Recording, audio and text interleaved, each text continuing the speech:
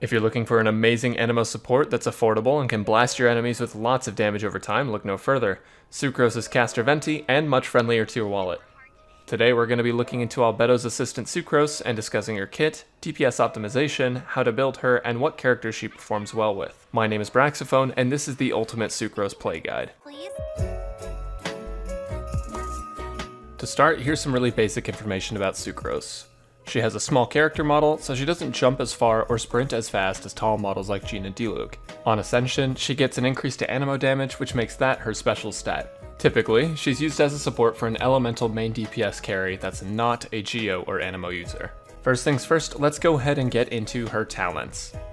Her first talent is her basic attack. This attack is a 4-chain with a charged attack option. The hit damage on this is fairly low, but gets much stronger as you ascend Sucrose because she gets her anemo damage bonus, which will scale with the basic attacks better than standard attack on other characters' ascensions. One thing worth noting here is that her recovery after completing a combo is incredibly quick compared to other characters, which means that you don't have to worry about any animation canceling at all. You'll see this in the DPS optimization section, and if you want to see what her best combo is, you can go ahead and skip to the timestamp of the description. Her second ability is her E, which is called Astable Anemo Hypostasis Creation 6308. This ability functions similarly to Venti's E, but it does slightly less damage. It creates a small AoE that'll hit enemies for anemo and swirl damage. This ability has a pretty long cooldown of 15 seconds. Sucrose's third ability, or her Q, is called Forbidden Creation Isomer 75 Type 2. This ability conjures an anemo hypostasis that works as a slightly less aggressive Venti ult. So it pulls enemies into the center, and if it comes in contact with any elements that can be swirled like Hydro, Pyro, Cryo, or Electro, it outputs damage of that type in addition to anemo. If you continue to swirl enemies in it, the damage output turns insane, and it's amazing crowd control. The only downside to this ability is that its cooldown is 20 seconds by default. Passive ability number 1 is called Catalyst Conversion. Whenever Sucrose triggers a swirl, everyone in the party with a matching element will gain about 50 elemental mastery for 8 seconds. Passive number 2 is called Malus Favonius, and it makes it so that whenever a Sucrose ability hits an opponent, the rest of the party's elemental mastery increases by 20% of Sucrose's. This in itself is enough reason to build Sucrose elemental mastery, but we'll talk about that in a little bit.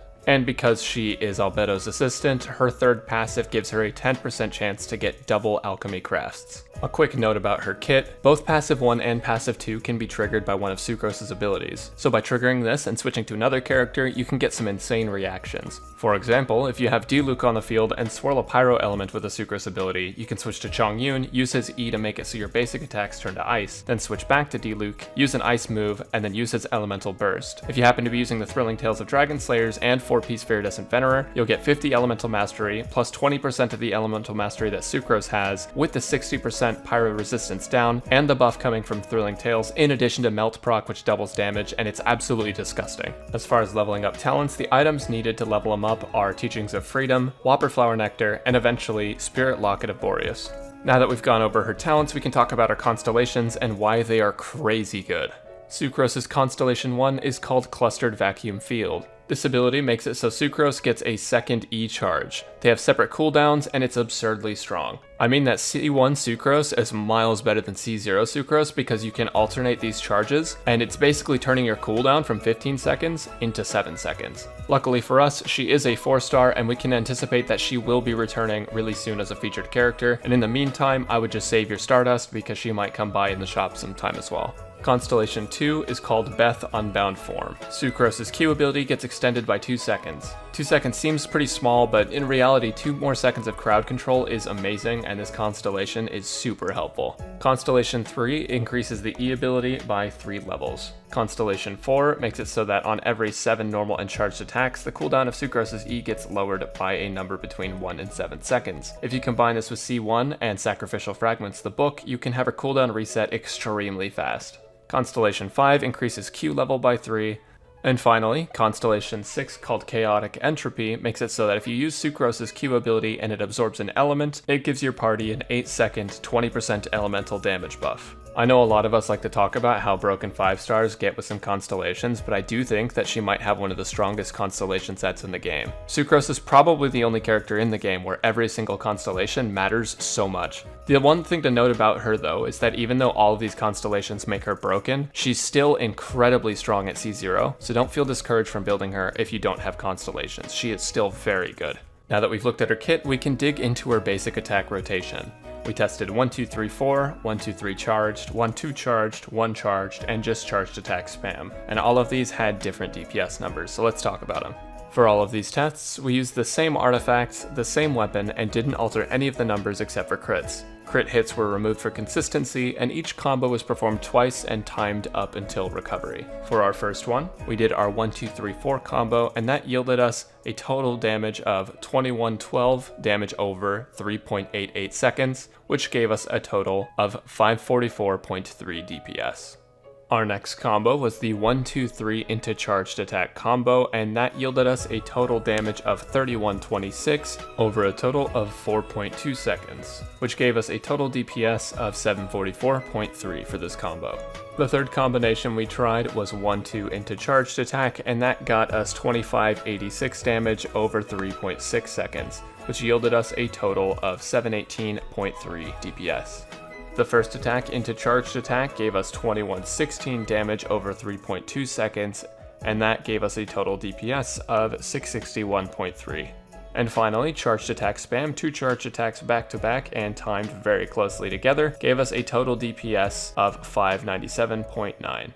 Again, as mentioned earlier in the guide, you don't use any animation cancels on our attacks because they're all super quick, and you want to use your E and Q situationally when you can proc swirl. You don't want to use your E and Q off cooldown with no swirl. The lucky winner here is going to be 1, 2, 3 charged attack with a DPS of 744.3 for this test in particular. Do keep in mind that this isn't the maximum DPS that she can do or anything. This is literally just testing combos against each other. We're not trying to max hit right now. This is also super nice though, because then her charged attack has a little bit of time between. If you don't need to spam her charged attack like with some other casters, you do have time to make sure that your stamina doesn't just burn out immediately.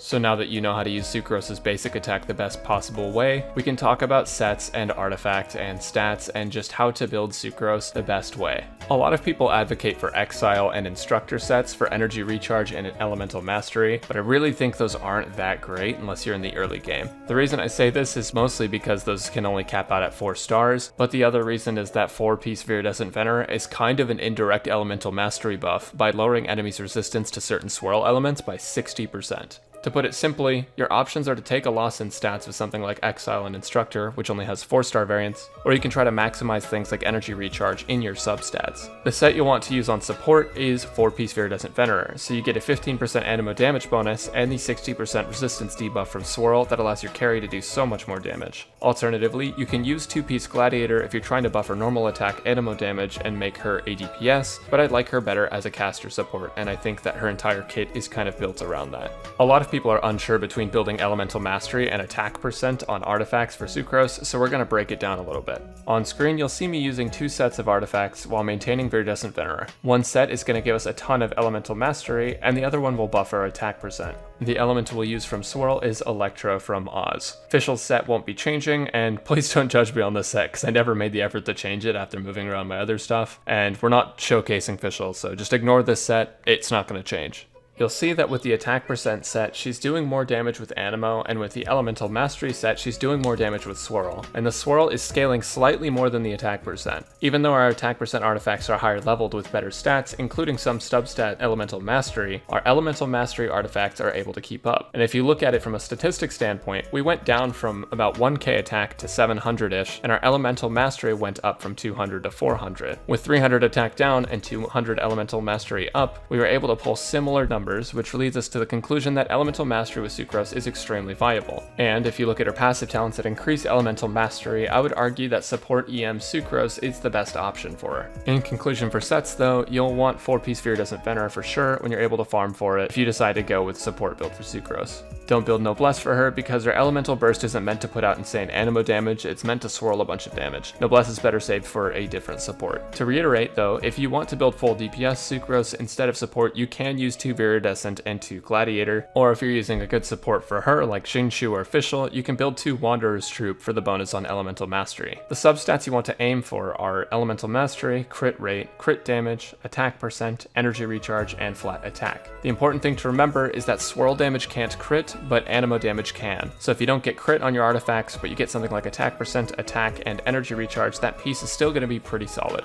Now that we've talked about artifacts for a little bit, we can talk about weapons. For support Sucrose, you want to run anything with Elemental Mastery or Energy Recharge. If you have another anemo in the party, don't bother with Energy Recharge because you'll get enough of that passively. If you don't have another anemo though, you might want to prioritize Favonia's Codex if you're not able to get her Q as often as you want. If you don't have Favonia's Codex, or if you want to build Elemental Mastery, prioritize Sacrificial Fragments for the cooldown reset over Map of Mare, which is better than Woodsith, which is better than the 3-star magic guide for Elemental Mastery, or you can go with the Otherworldly Story 3-star if you're free to play, since that one can be found in chests. If you have C1 Sucrose, Sacrificial Fragments is a must-have. Ideally, you just want to go with whatever best fits your build, so if you're going to build a DPS heavy build, Lost Prayer to the Sacred Winds is good for crit rate, which is better than Skyward Atlas, better than Woodsith, which is better than Eye of Perception, which is better than Solar Pearl, and Twin Nephrite. Since Sucrose is the trigger character with elemental combos, it's important that she's the one with Elemental Mastery. Honestly, I don't care for full attack and anemo build Sucrose focusing on being a DPS, but she can play the role fairly well since her Ascension increases anemo damage. And if you find that you don't use her all that often, you can give her Thrilling Tales of Dragon Slayers to buff the next DPS in line since it gives a really hefty attack bonus. That should be all you need to know about weapons, but if you have any questions, make sure to leave a comment below. Now we can move on to team composition and characters that synergize well with Sucrose. As Sucrose functions like Venti, you'll want her in the Pokeball while you have your main DPS out, and bring her out to CC everyone into a small space. To fully utilize Sucrose, you'll want to use her with characters that can leave elements on the field. For that reason, Diona is a great healer character to use as Sucrose because her Q does AoE damage over time and is ice aspected. And if you get her to Constellation 6, she'll increase your team's Elemental Mastery by up to 200, which is insane for Sucrose. Fischl is amazing as well because she can leave Oz out on the field to constantly use his electro damage ticks, so combining that with Sucrose will yield positive results. Beidou Q also works incredibly well with Sucrose since you're constantly proccing electro damage whenever you cast a normal attack, so you'll constantly be doing Swirl. Xingqiu can be absolutely disgusting with Sucrose since Hydro damage will tick over time with his Q as well. Xiangling is awesome with Sucrose as well, and her E ability will tick Pyro onto enemies that can be swirled, while her Q gives her an aura of Pyro that keeps Sucrose safe while she's doing swirly things. Ultimately, any character who can proc an element quickly will synergize with Sucrose's Q ability, so as long as you use it and switch into the new character, it should be extremely effective. And with that, you should know everything you need to know to get started with Sucrose. I feel like this guide is important because there's not a ton out there on Sucrose, but it's also important to recognize that she may be coming back pretty soon. Considering that in 1.2 Albedo will be featured, my best guess is that we're going to see Sucrose there as well, and she will show up on the banner as a featured character. And if not, it's sure to be your time to come around soon, so make sure that you're saving up your Stardust and Primogems if you do want to get a hold of some Constellations for this amazing character. Anyways, that's about it for this video. These take a really long time to make, and so if you liked the video, I would really appreciate if you would leave feedback in the form of a like or comment, and if you like the content, make sure to subscribe to the channel for more Genshin Impact stuff. If you're interested in talking with me or any members of the community, make sure to go check these socials links down below so that way you can either join the Discord and start up a conversation, at me on Twitter, any of those kinds of things, and those are in the description as well. As usual, thanks for watching everyone, and I will catch you guys next time.